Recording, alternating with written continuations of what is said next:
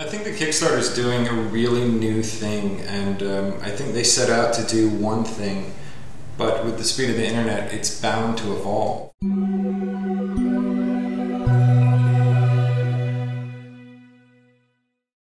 Kickstarter, the popular crowdfunding site, was built for artists, but it is rapidly becoming a venue for businesses, and it is changing the way new technologies are making it to the market.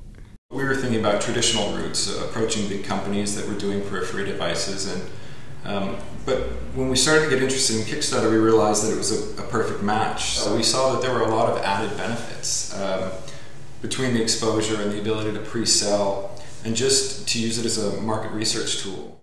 Kickstarter works through goals and rewards. Creators try to raise a certain amount of money for a project. If they reach the goal, they get the money, and their backers get rewards for their pledges.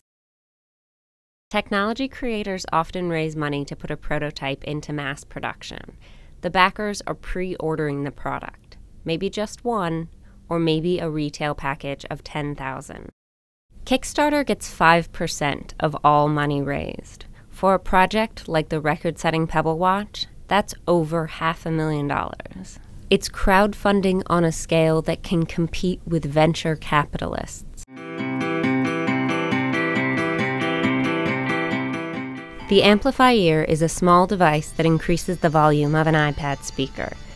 Nonlinear Studios designed it and sold it on Kickstarter.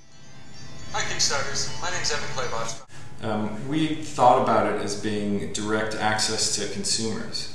We put up some pledges for retailers, thinking it would be really great if we could get some retailers to actually pledge and put it in their store.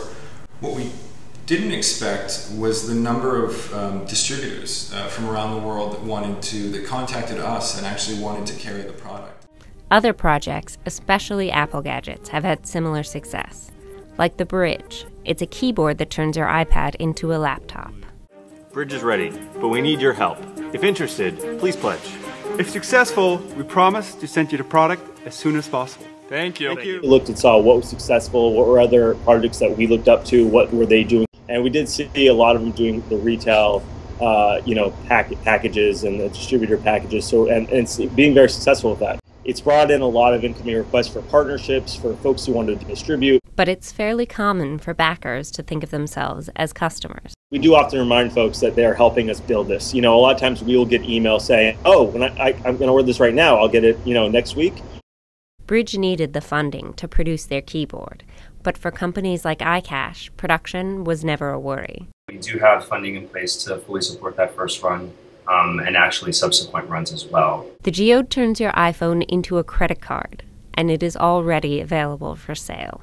The reason we chose Kickstarter to test a couple of different things. One was the price point of the product, and then also we really wanted to see how many we could sell. iCache was one of the first companies to use Kickstarter in a purely commercial way, but it certainly won't be the last.